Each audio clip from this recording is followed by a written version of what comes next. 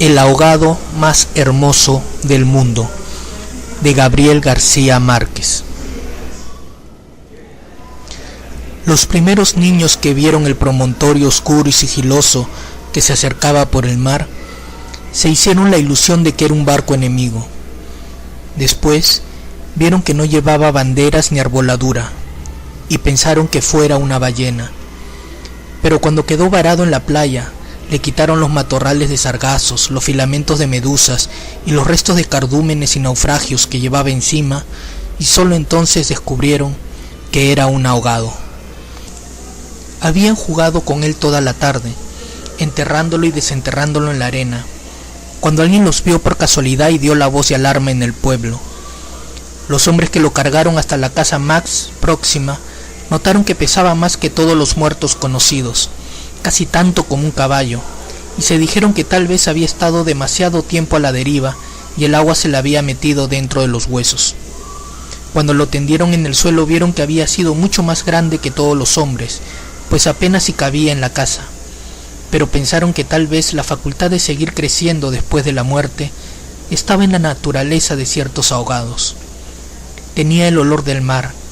y solo la forma permitía suponer que era el cadáver de un ser humano, porque su piel estaba revestida de una coraza de rémora y de lodo.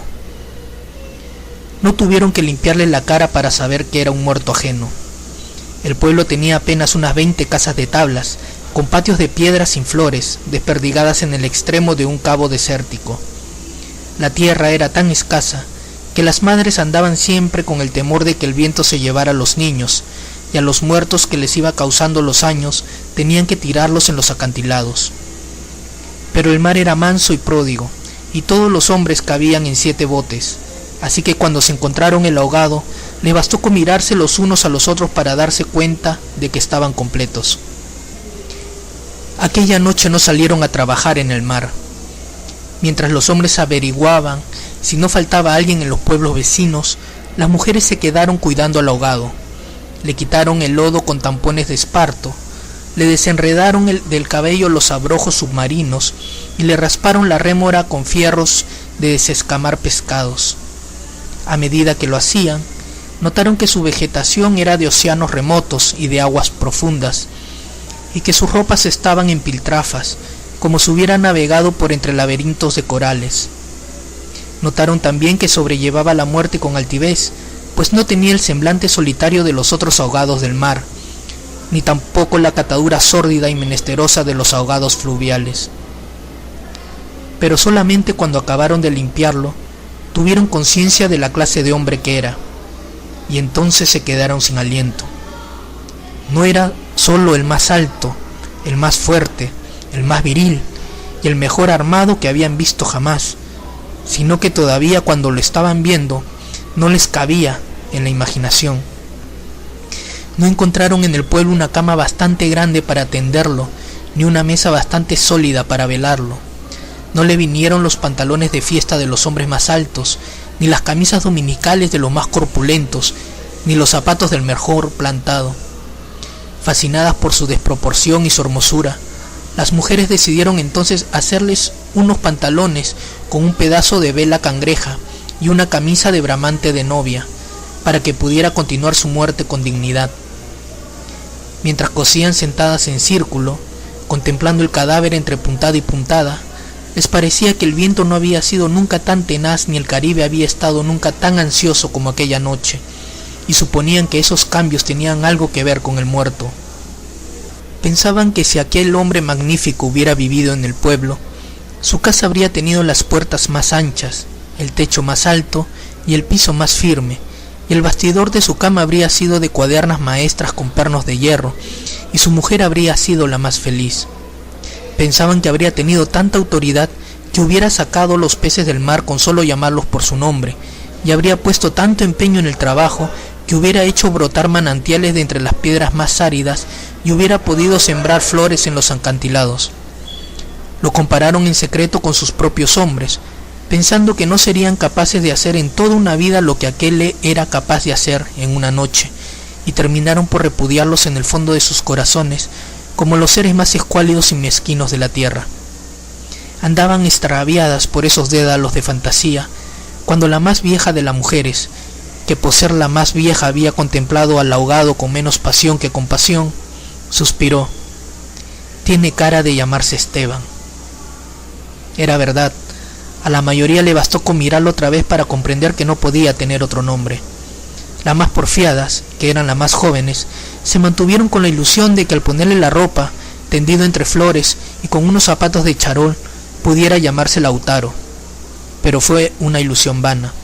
El lienzo resultó escaso, los pantalones mal cortados y peor cosidos le quedaron estrechos, y las fuerzas ocultas de su corazón hacían saltar los botones de la camisa. Después de la medianoche, se adelgazaron los silbidos del viento y el mar cayó en el sopor del miércoles. El silencio acabó con las últimas dudas. Era Esteban. Las mujeres que lo habían vestido, las que lo habían peinado, las que le habían cortado las uñas y raspado la barba, no pudieron reprimir un estremecimiento de compasión cuando tuvieron que resignarse a dejarlo tirado por los suelos. Fue entonces cuando comprendieron cuánto debió haber sido de infeliz con aquel cuerpo descomunal, si hasta después de muerto le estorbaba. Lo vieron condenado en vida a pasar de medio lado por las puertas, a descalabrarse con los travesaños, a permanecer de pie en las visitas sin saber qué hacer con sus tiernas y rosadas manos de buey de mar, mientras la dueña de casa buscaba la silla más resistente y le suplicaba muerta de miedo: «Siéntese aquí, Esteban, hágame el favor». Y él, recostado contra las paredes, sonriendo: «No se preocupe, señora, así estoy bien», con los talones en carne viva y las espaldas escaldadas de tanto repetir lo mismo en todas las visitas. «No se preocupe, señora, así estoy bien, solo para no pasar vergüenza de desbaratar la silla, y acaso, sin haber sabido nunca que quienes le decían «no te vayas, Esteban, espérate siquiera hasta que hierva el café», eran los mismos que después susurraban: «Ya se fue el bobo grande, qué bueno, ya se fue el tonto hermoso». Esto pensaban las mujeres frente al cadáver un poco antes del amanecer. Más tarde, cuando le taparon la cara con un pañuelo para que no le molestara la luz, lo vieron tan muerto para siempre, tan indefenso, tan parecido a sus hombres, que se les abrieron las primeras grietas de lágrimas en el corazón. Fue una de las más jóvenes la que empezó a sollozar. Las otras, asentándose entre sí, pasaron de los suspiros a los lamentos, y mientras más sollozaban, más deseos sentían de llorar, porque el ahogado se les iba volviendo cada vez más Esteban, hasta que lo lloraron tanto que fue el hombre más desvalido de la tierra, el más manso y el más servicial, el pobre Esteban. Así que cuando los hombres volvieron con la noticia de que el ahogado no era tampoco de los pueblos vecinos, ellas sintieron un vacío de júbilo entre las lágrimas. «Bendito sea Dios», suspiraron, «es nuestro». Los hombres creyeron que aquellos aspavientos no eran más que frivolidades de mujer. Cansados de las tortuosas averiguaciones de la noche,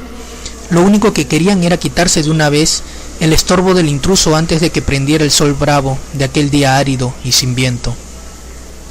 Improvisaron unas angarillas con restos de trinquetes y botavaras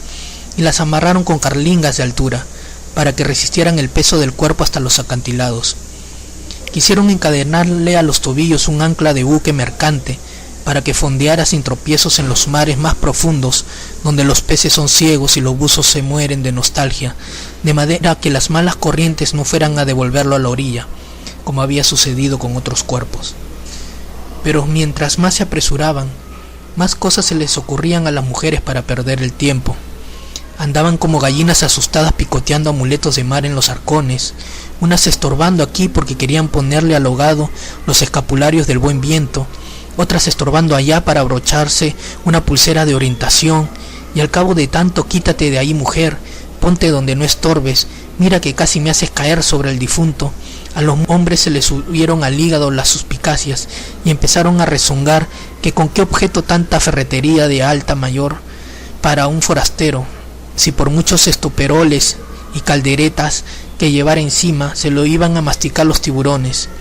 Pero ellas seguían tripotando sus reliquias de pacotilla, llevando y trayendo, tropezando, mientras se les iba en suspiros lo que no se les iba en lágrimas. Así que los hombres terminaron por despotricar que de cuando acá semejante alboroto por un muerto al garete, un ahogado de nadie, un fiambre de mierda.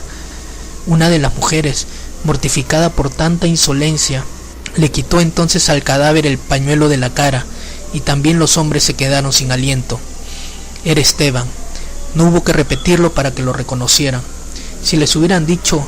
Sir Walter Raleigh, quizá hasta ellos se habrían impresionado con su acento de gringo, con su guacamayo en el hombro, con su arcabuz de matar caníbales.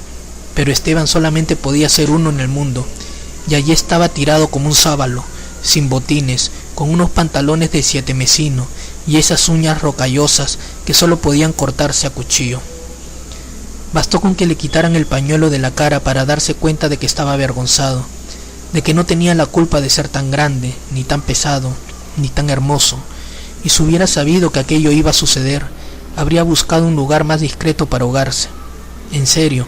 me hubiera amarrado yo mismo una áncora de galón en el cuello y hubiera trastabillado como quien no quiere la cosa en los acantilados, para no andar ahora estorbando con este muerto de miércoles, como ustedes dicen, para no molestar a nadie con esta porquería de fiambre que no tiene nada que ver conmigo. Había tanta verdad en su modo de estar que hasta los hombres más suspicaces, los que sentían amargas las minuciosas noches del mar, temiendo que sus mujeres se cansaran de soñar con ellos para soñar con los ahogados, hasta esos y otros más duros se estremecieron en los tuétanos con la sinceridad de Esteban. Fue así como le hicieron los funerales más espléndidos que podían concebirse para un ahogado expósito. Algunas mujeres que habían ido a buscar flores en los pueblos vecinos regresaron con otras que no creían lo que les contaban, y éstas se fueron por más flores cuando vieron al muerto, y llevaron más y más, hasta que hubo tantas flores y tanta gente que apenas si se podía caminar. A última hora les dolió devolverlo huérfano a las aguas, y le eligieron un padre y una madre entre los mejores, y otros se les hicieron hermanos, tíos y primos, así que a través de él todos los habitantes del pueblo terminaron por ser parientes entre sí. Algunos marineros que oyeron el llanto a distancia perdieron la certeza del rumbo, y se supo de uno que se hizo amarrar al palo mayor, recordando antiguas fábulas de sirenas. Mientras se disputaban el privilegio de llevarlo en hombros por la pendiente escarpada de los acantilados, hombres y mujeres tuvieron conciencia por primera vez de la desolación de sus calles, la aridez de sus patios, la estrechez de sus sueños, frente al esplendor y la hermosura de su ahogado. Lo soltaron sin ancla, para que volviera si quería y cuando lo quisiera, y todos retuvieron el aliento durante la fracción de siglos que demoró la caída del cuerpo hasta el abismo. No tuvieron necesidad de mirarse los unos a los otros para darse cuenta de que ya no estaban completos, ni volverían a estarlo jamás, pero también sabían que todo sería diferente desde entonces, que sus casas iban a tener las puertas más anchas, los techos más altos, los pisos más firmes, para que el recuerdo de Esteban pudiera andar por todas partes sin tropezar con los travesaños, y que nadie se atreviera a susurrar en el futuro: ya murió el bobo grande, qué lástima, ya murió el tonto hermoso, porque ellos iban a pintar la fachada de colores alegres para eternizar la memoria de Esteban, y se iban a romper el espinazo excavando manantiales en las piedras y sembrando flores en los acantilados, para que los amaneceres de los años venturos, los pasajeros de los grandes barcos despertaran sofocados por un olor de jardines en alta mar, y el capitán tuviera que bajar de su alcázar con su uniforme de gala, con su astrolabio, su estrella polar y su ristra de medallas de guerra, y señalando el promontorio de rosas en el horizonte del Caribe, dijera en 14 idiomas: miren, allá donde el viento es ahora tan manso que se queda a dormir debajo de las camas, allá donde el sol brilla tanto que no saben hacia dónde girar los girasoles, sí, allá es el pueblo de Esteban.